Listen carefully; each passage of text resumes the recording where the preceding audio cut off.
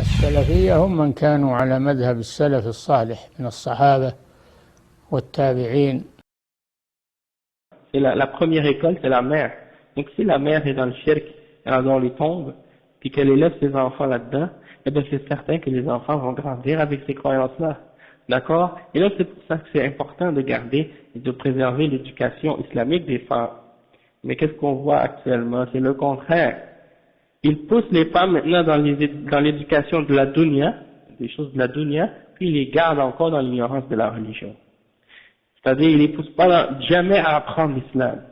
Et quand tu sais par la suite, comme le frère dit, tu les vois, elles font ça, et elles se battent sur des khurafat et des histoires, parce que c'est qui les encourage à faire ça? C'est les shuyukh de dalal, parmi les soufiyines et les autres, et qui les encouragent avec des faux arguments et des shubuhat, pour les encourager à continuer dans ces formes de bid'a et de khurafat et de shirkiyat. D'accord? Et donc, c'est ça ce qui se passe à la longue. Donc, le meilleur moyen pour combattre ces choses-là, c'est de les éduquer. Mais pas de les éduquer comme les laïcs, ils disent, pour combattre l'ignorance, il faut les éduquer dans l'enseignement des choses de la dunya. Hein? Que si quelqu'un il va être ingénieur, il va plus croire en shirk, alors que on a vu que c'est faux. Il y a plein de ces gens-là qui sont devenus ingénieurs et continuent à faire le shirk, hein, parce que ils n'ont pas de ilm à propos de la religion d'Allah subhanahu wa ta'ala. Ils ont juste du ilm à propos des choses matérielles. يَعْلَمُونَ ظَاهِرًا مِنَ الْحَيَاةِ الدُّنْيَا وَهُمْ عَنِ الْآخِرَةِ هُمْ غَافِلُونَ. Ils connaissent les choses apparentes de la dunya, mais ils sont indifférents au sujet des choses de l'akhirah, et les choses qui ont rapport avec Allah subhanahu wa ta'ala. Donc c'est pas cette science-là qui va les protéger du shirk. La seule connaissance qui peut les protéger du shirk, c'est de connaître les preuves qui viennent du Coran et de la Sunna, et de bien les comprendre. Hein. Donc ça c'est la façon dont on doit s'occuper. Et les kuffars, eux, c'est ça ce qu'ils veulent. Ils veulent soi-disant éduquer la femme dans les choses de la dunya uniquement, et dans les choses qui ont rapport avec disons l'avancement dans la science ou des autres trucs de la dunya, puis après, soi-disant pour que la femme elle ait des diplômes, qu'elle travaille, qu'elle fasse plus d'argent, et puis qu'elle soit soi-disant qu'elle devienne indépendante, et autonome, indépendante de l'homme, et que par la suite, elle peut se libérer comme ils veulent, eux, qu'elle se libère de la religion, de sa famille, de ses parents, de son mari, de tout, puis qu'elle abandonne toutes les responsabilités et les tâches que Allah subhanahu wa ta'ala lui a données. D'accord? Donc ça c'est pour la pousser encore plus dans l'égarement et encore plus dans l'ignorance. Et pour qu'elle reste toujours plus ignorante de sa religion. Et maintenant, le pire encore à ce sujet-là, il faut en parler parce que cette semaine, justement, hier, c'était la journée soi-disant internationale de la femme. Plusieurs noms. Et en tout cas, c'est la journée internationale de la femme hier, et le pire, le plus grand danger, c'est pas, ça vient pas des femmes kuffar qui disent aux musulmanes, il faut vous libérer, etc. Parce que la plupart des femmes musulmanes, si elles entendent une kafira qui leur disent des bêtises comme ça, elles vont même pas leur donner d'importance en général, sauf les faibles d'esprit qui ont une cervelle d'oiseau et qui se laissent influencer facilement par les paroles de ces femmes-là. Mais le vrai danger, ça vient des femmes qui sont soi-disant avec ce qu'elles appellent l'islam féministe. Hein? Là, ils ont amené cette nouvelle bid'a, c'est l'islam interprétation féministe.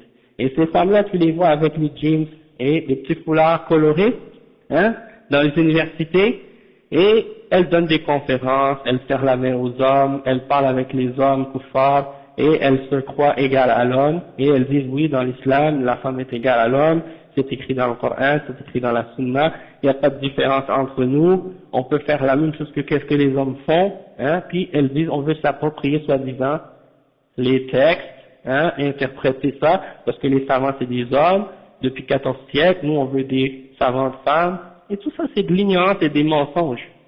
Parmi les plus grands savants de l'islam, depuis le temps du prophète sallallahu alayhi wa sallam, il y avait des femmes. Aïcha radiyallahu anha qui était une parmi les plus grandes savantes de l'islam, sans compter d'autres parmi les femmes du prophète sallallahu alayhi wa sallam, et parmi les femmes des sahaba, et les femmes des tabi'in, et des tabi'in, qui enseignaient, qui donnaient des fatwas, qui enseignaient l'islam, mais dans les limites de la religion. Et elles restaient dans leur demeure, comme Allah il dit, وَقَرْنَ فِي بُيُوتِكُنْ. وَلَا تَبَرَّجْنَ تَبَرُّجَ الْجَاهِلِيَّةِ الْأُولَى, et demeurez dans vos demeures et ne vous exhibez pas à la façon des femmes de la jahiliya. Et aussi Allah il dit وَإِذَا سَأَلْتُمُوهُنَّ مَتَاعًا فَاسْأَلُوهُنَّ مِنْ وَرَاءِ حِجَابٍ, et lorsque vous leur demandez quelque chose, demandez-leur de par derrière un rideau, hein. Donc, il y avait des règles, les gens venaient poser des questions aux femmes du prophète sallallahu alayhi wa sallam, les gens venaient poser des questions aux femmes qui avaient du ilm parmi les sahaba, mais derrière un rideau. Et elles se mélangeaient pas dans la rue, elles n'avaient pas donné des conférences aux hommes et commençaient à parler et se mélanger aux hommes. Et quand elles sortaient, elles se couvraient de la tête aux pieds, avec des vêtements qui cachent tout de leur corps. Elles sortaient pas avec des jeans qui montrent les formes de leur corps et avec des petits foulards colorés serrés autour de la tête comme une cache comme un bonnet de bain ou un truc de ce genre. Donc c'est pour dire qu'actuellement ils sont en train de faire un islam qui n'a rien à voir avec l'islam et d'attribuer ça à l'islam, d'accord? Et ces femmes-là sont plus féministes que les féministes kuffars, et elles disent des choses qui sont contraires à l'islam, contraires au Coran, contraires à la sunna, contraires à l'ijma' des ulama, et elles essaient par la suite de dire que qu'est-ce qu'elles font, c'est en accord avec la religion. Si une femme est un savant et un homme est un savant, il n'y a pas de différence dans la façon dont on approche les textes si on a les mêmes fondements et les mêmes bases. C'est comme par exemple une femme qui enseigne les maths et un homme qui enseigne les maths. Est-ce que la femme qui enseigne les maths, elle va sortir des nouveaux résultats à 1 plus 1, ça va pas faire 2 parce que c'est une femme. Un homme 1 plus 1 ça fait 2, mais une femme c'est autre chose. Hein, donc les sciences de la religion, c'est la même chose. Si c'est qala Allah, qala Rasulullah, qala Sahaba, ça va pas changer parce que c'est un homme ou parce que c'est une femme. Il n'y a pas de différence si c'est un homme ou si c'est une femme dans le ilm. Sauf que si elles veulent commencer à jouer avec la religion, commencer à déformer la réalité de l'islam pour plaire aux kuffars et comment les kuffars veulent que la femme musulmane devienne pour leur satisfaire et pour que ce soit en accord avec leur plan et leur projet pour le monde musulman et pour les femmes musulmanes et pour que les musulmans suivent les kuffars aveuglément dans leur mode de vie, d'égarement, eh ben là c'est certain que dans ce cas-là, on n'a pas de possibilité de les suivre dans ces choses-là. D'accord? Donc, c'est dommage qu'il y ait des femmes comme ça, faibles d'esprit, malheureusement parmi les musulmans qui se sont fait séduire et qui insistent encore aujourd'hui à utiliser ces termes. Hein? Parce qu'ils veulent être à la mode, ils veulent être populaires, ils veulent attirer, disons, l'approbation des médias puis de la population. Donc, ils ne cherchent pas à plaire à Allah avant tout, mais ils cherchent à plaire aux médias et à plaire aux kuffars, en utilisant des mots qui sont populaires, qui sont à la mode, hein, pour que les gens les acceptent. Donc, ils ont dit, le féminisme, c'est un mot qui fonctionne pour les médias. Quand ils nous entendent dire ce mot-là, ils deviennent contents de nous, donc on va l'utiliser nous aussi. Même si ils disent que nous, notre féminisme, c'est pas le même féminisme que elle, nous, ça veut dire autre chose, mais au fond, si tu regardes les fondements du féminisme, qu'est-ce que ça signifie le féminisme? Ça peut pas être compatible avec l'islam. Donc c'est comme si tu dis, on va utiliser le mot christianisme, sauf qu'on va faire un christianisme qui est différent du christianisme que ces gens-là suivent, mais c'est un christianisme islamique. Est-ce qu'on peut faire ça? Hein? Non, mais je te dis, non, c'est sûr, pour les kuffars, tu peux tout faire. Mais pour nous, les musulmans, est-ce qu'on a le droit de faire ça? De dire, on va faire un christianisme islamique, ou un judaïsme islamique? Un judaïsme qui accepte le prophète Mohammed sallallahu alayhi wa sallam, et qui accepte le Coran, et qui accepte Isa, et l'Injil, et puis on va dire ça va être un christianisme islamique. Non, on n'a pas le droit de faire ça. Donc le féminisme, c'est des choses qui contredisent l'islam à la base. Et donc de dire qu'un féminisme est islamique, c'est comme si tu essaies de rendre le kufr islamique. C'est la même chose. Parce que tu dis, l'homme et la femme sont égaux. Et égaux dans tous leurs droits et leurs responsabilités. Ça, c'est ça la base du féminisme. Et l'islam est venu pour contredire ça. Pour dire non, la femme et l'homme ne sont pas égaux dans leurs droits et dans leurs responsabilités. Parce que l'homme est créé d'une façon, Et la femme est créée d'une façon. Biologiquement, physiologiquement, ils sont différents. Et toute différence biologique ou physiologique, ça implique une différence dans le rôle. Et s'il y a donc une différence dans le rôle, il ne peut pas y avoir des égalités dans les droits et dans les responsabilités. Parce que si la femme elle a son rôle en tant que femme, Allah subhanahu wa ta'ala, c'est pas pour rien que Allah a donné à la femme un utérus et des organes génitaux qui servent à la reproduction et des seins avec lesquels elle peut abreuver, donner du lait à ses enfants. L'homme ne peut pas faire ça. Même s'il essaie de faire ça, il ne peut pas le faire comme la femme. Parce que la femme, Allah l'a créée pour ça. Et c'est pour ça que Allah a dit, وَقَرْنَ فِي بُيُوتِكُنْ, et restez dans vos demeures. وَلَا تَبَرَّجْنَ تَبَرُّجَ الْجَاهِلِيَّةِ الْأُولَى, et ne vous exhibez pas comme les femmes faisaient dans la jahiliya, avant l'islam. Hein?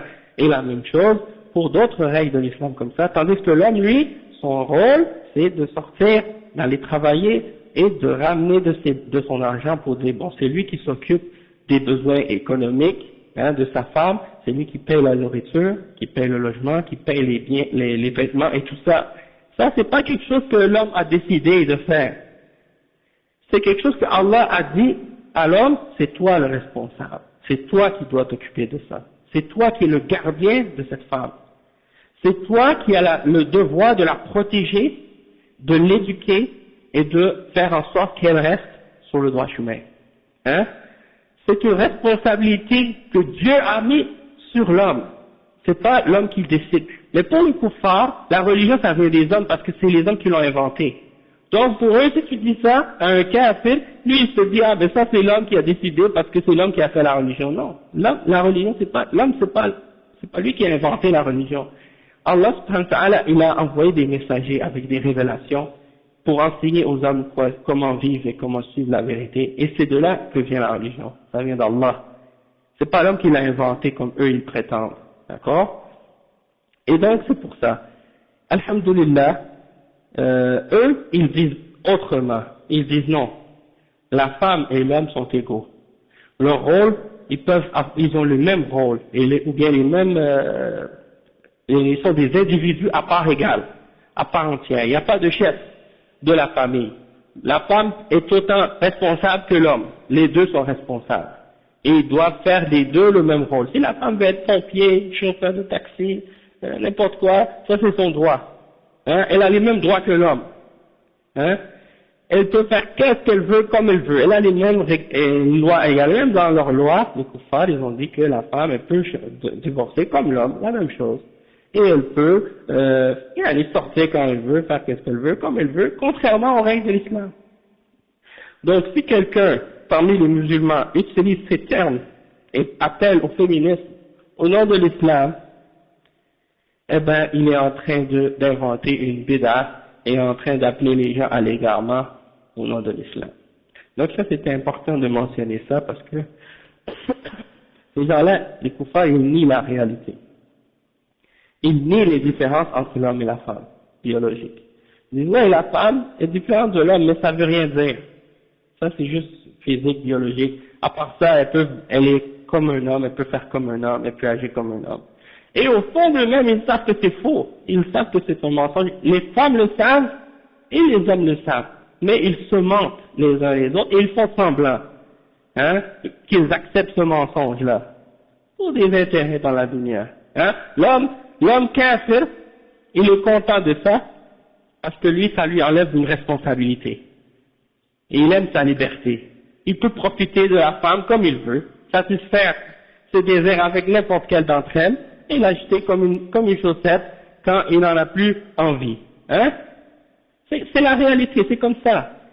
Et la femme, elle se croit forte et elle se croit égale. Ils font plein de lois pour essayer de supporter et défendre la femme, parce qu'elles savent que la femme est plus forte et plus faible que l'homme. Donc, ils ont besoin d'inventer des lois qui la défendent contre l'homme, hein, parce que l'homme est plus fort. Et elle, la femme, elle utilise ces lois-là pour dépasser ses limites et essayer de transgresser les règles et des fois même de faire des injustices à l'homme, mais c'est toujours la femme qui perd.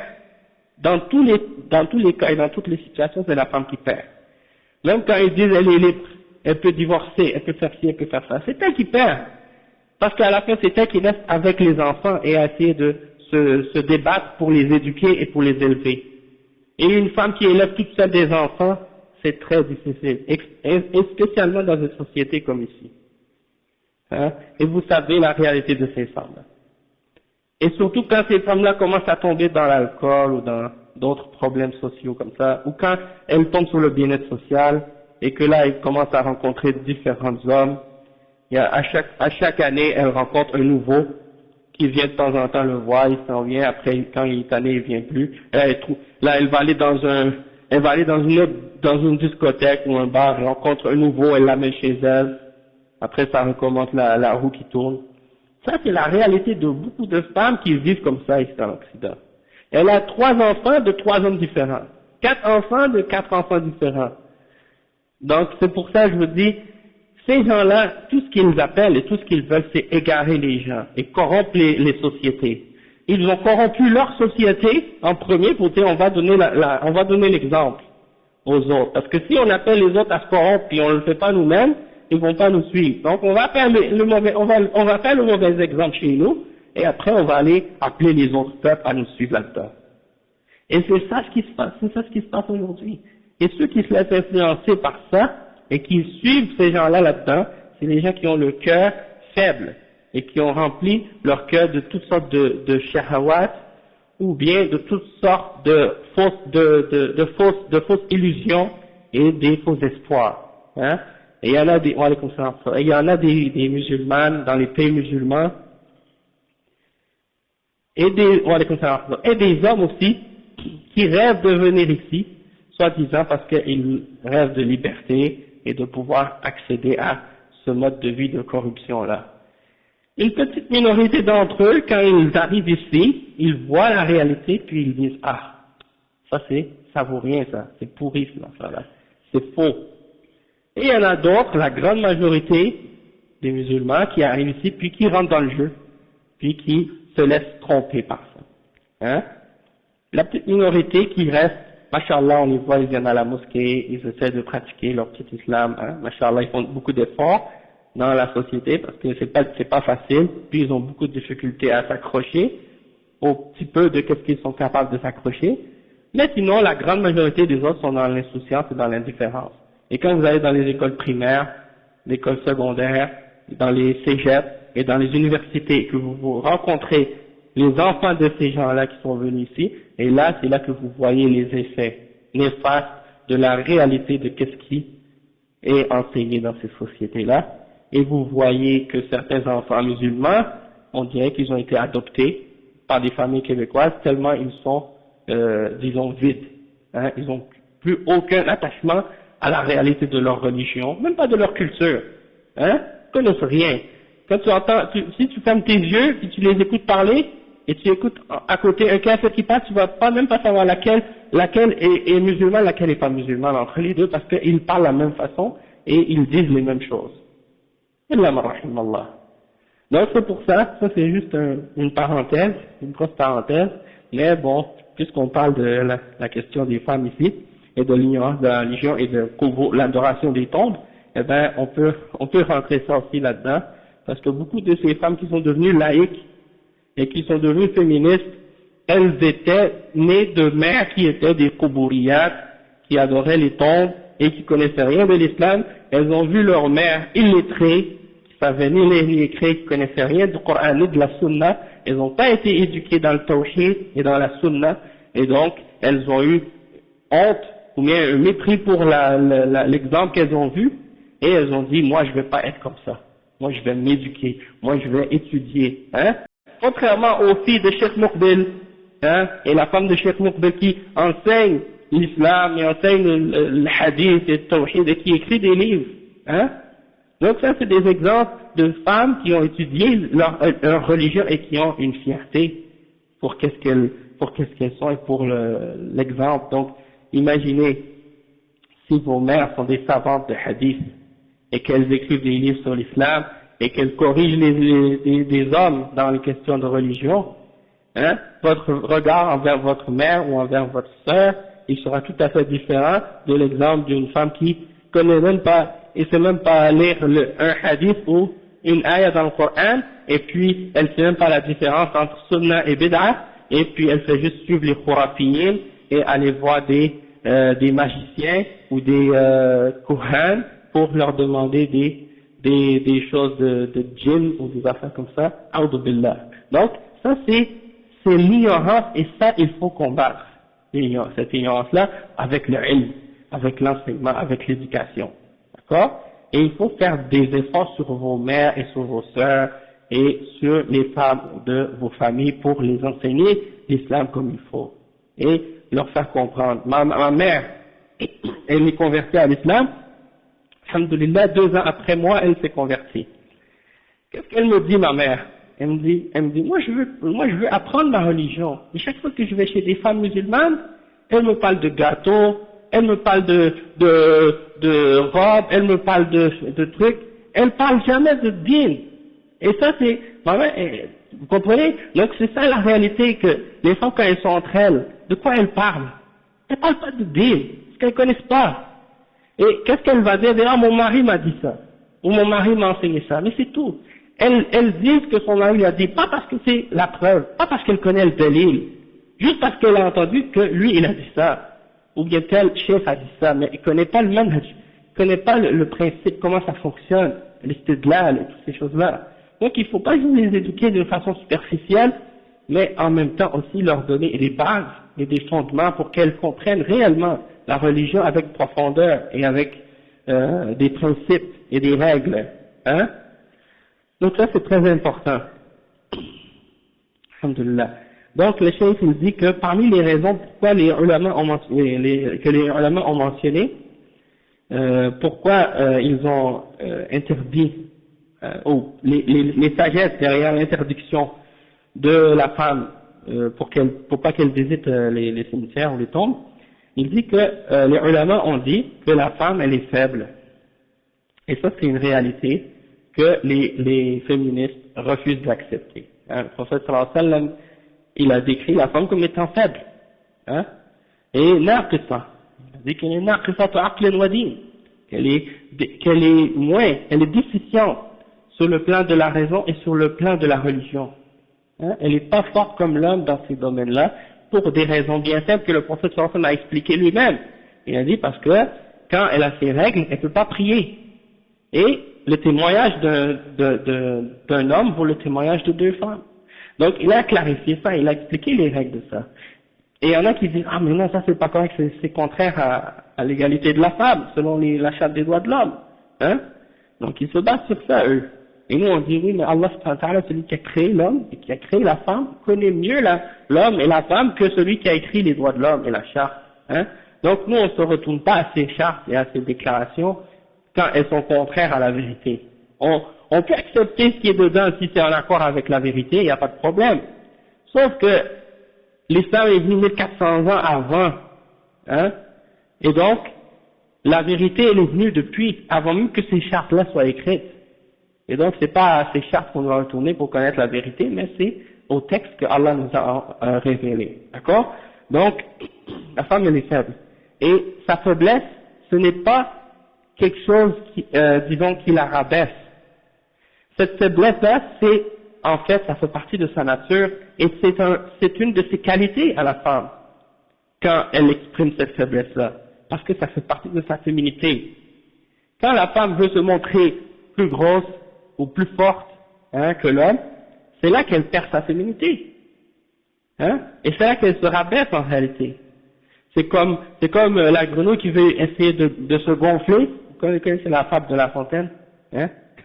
La grenouille qui veut devenir le bœuf, elle s'est gonflée tellement, elle a explosé, hein? Non? En tout cas, ça n'a peut-être pas rapport, mais c'est juste pour vous dire que quand tu veux être plus gros que ta réalité, qu'est-ce que tu es vraiment, l'affaire que, comment Allah t'a créé, tu veux te changer, tu veux être quelque chose d'autre, ça ne marche pas.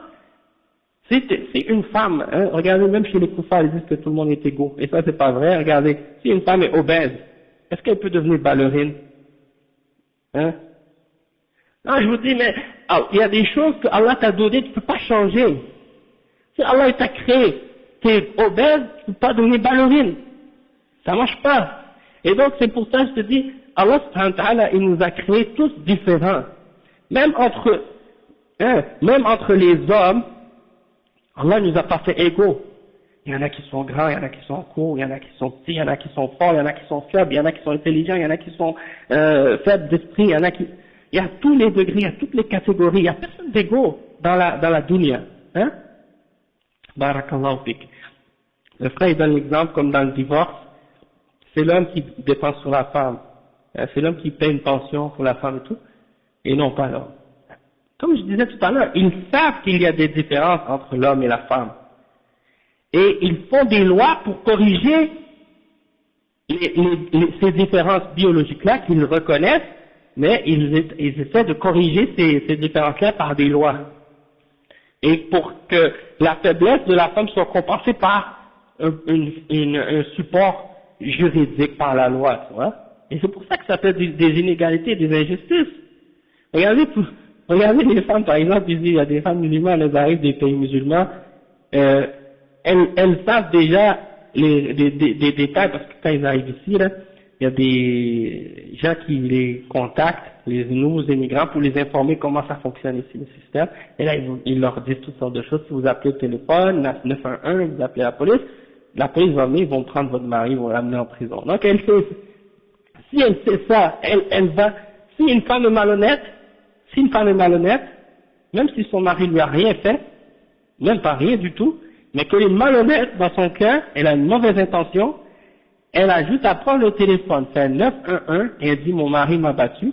Même si c'est pas vrai, ils vont venir le prendre, ils l'amènent en prison avec les menottes, et ils lui donnent un casier judiciaire. Et il passe la nuit en prison, même si c'est pas vrai.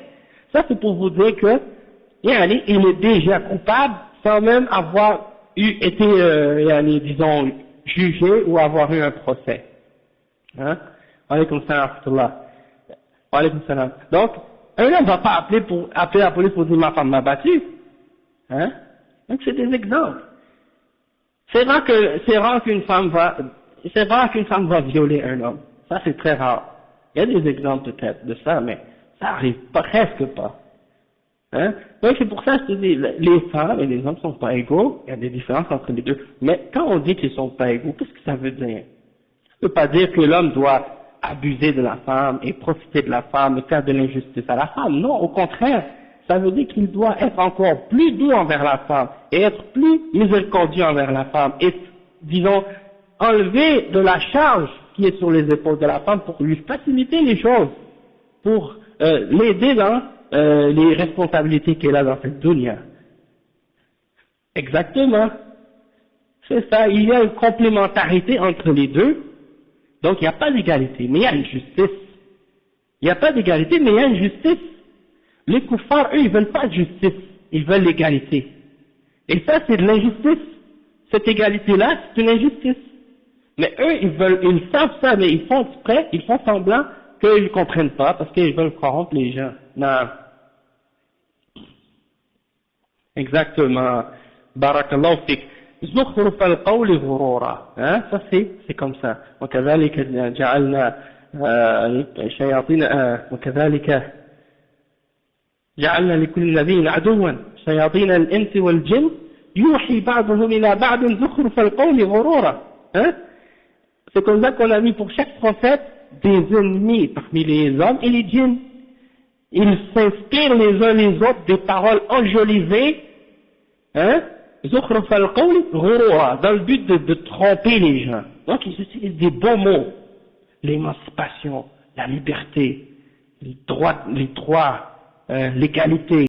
C'est des beaux mots quand les gens les entendent là. Ah. Mais c'est une pomme verte à l'intérieur, elle est pourrie. Il y a les vers dedans. Et eux, ils se laissent éblouir par ces beaux mots-là. Et la réalité, c'est al-kharab à l'intérieur. Hein? Regardez la société actuelle, la société des koufars. Il n'y a plus de liens de famille qui tiennent. Il n'y a plus de famille, il n'y en a plus du tout. Ça tient plus. Hein? Alors, quand il n'y a pas de famille, il n'y a plus rien qui tient par la suite. Hein? Regardez maintenant, c'est quelle d'entre elles qui se tiennent parmi les familles des koufars maintenant? Les héritages, ça compte plus parce qu'il n'y a plus de famille. Les gens ils se marient plus, la plupart des enfants c'est des enfants de zina, Hein? Donc, les femmes tombent enceintes, c'est comme on dit, c'est par accident. Hein? A'udhu billah. Donc ça, c'est pas une société, ça. Et celui qui veut un modèle de société, qui se base sur ça, alors, il n'y a pas de modèle de société si tu veux suivre une société, excepté le modèle de l'islam, et le modèle qui est venu. Et ça, c'est pour ça que le message de l'islam, c'est pour tout le monde. Et c'est pour ça que nous, les musulmans, on doit montrer à ces gens-là que s'ils veulent réellement le bonheur, et le salut, et le bien dans cette dunya et dans l'akhirah, ils n'ont pas d'autre choix que d'accepter l'islam, d'accepter le tawhid, d'accepter la ilaha illallah, et d'accepter les règles de l'islam qui viennent avec. S'ils acceptent ça, ils vont avoir al-falah, et le bonheur dans la dunya et dans l'akhirah. Mais s'ils n'acceptent pas l'islam, et qu'ils persistent dans leur kufr, dans leur shirk, dans leur mécréance, dans leur égarement, ils n'auront jamais le bonheur, ni dans cette dunya, ni dans l'akhirah. Hein? Et ça, c'est ça que le message, c'est ça qui doit être le message aux gens qui vivent ici, que ce soit des Québécois, Chinois, Asiatiques, Espagnols, peu importe l'origine, c'est pas important. C'est ça, le message pour l'humanité tout entière, l'Europe, l'Amérique, la Chine, l'Asie. C'est ça le message qu'on doit leur transmettre. Que vous n'avez pas d'autres issues pour vous sortir de vos problèmes, excepté la ilaha illallah Muhammad Rasulullah. C'est pas de faire des dialogues pour dire, oh, on est d'accord avec vous, on est d'accord avec ci, on est d'accord avec ça.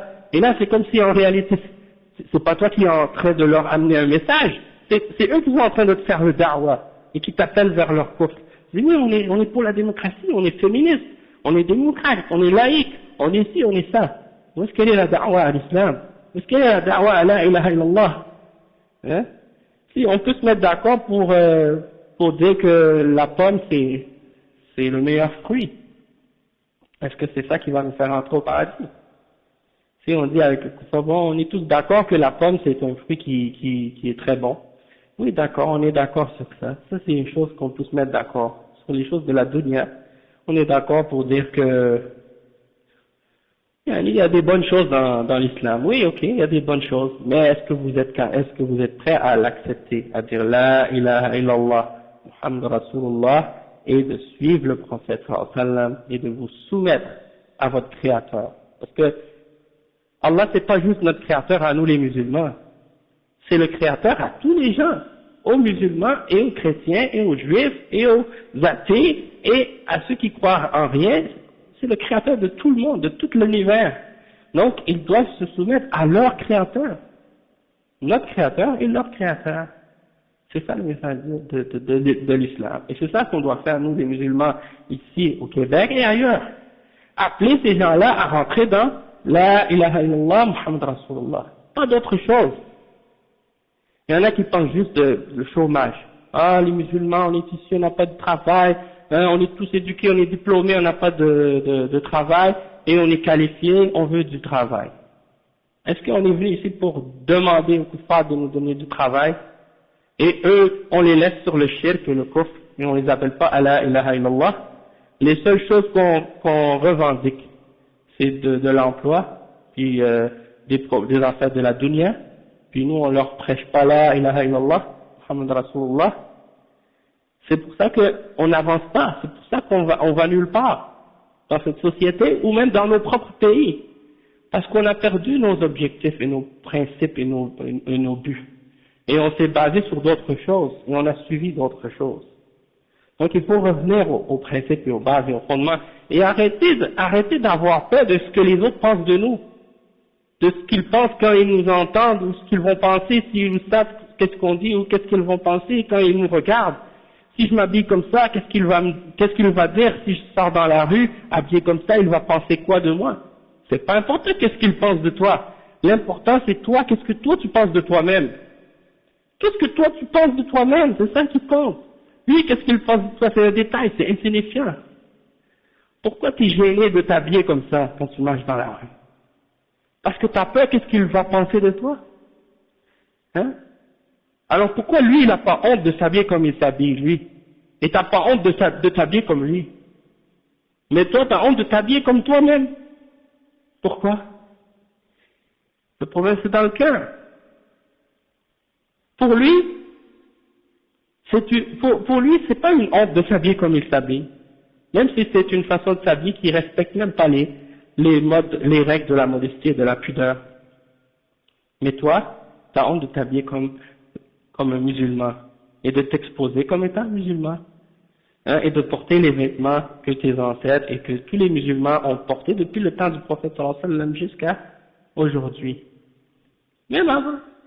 Donc, alhamdulillah, yani, s'ils rient de toi parce que tu t'habilles comme ça, tu leur dis, ouais, mais ton prophète, toi tu dis que tu es chrétien, tu crois en Jésus, comment Jésus s'habillait? Hein? Ouais, est-ce qu'il portait des jeans avec des trucs comme ça? Non. Alors si tu te moques de moi, tu te moques de ton prophète. Hein? Et c'est notre prophète à nous aussi.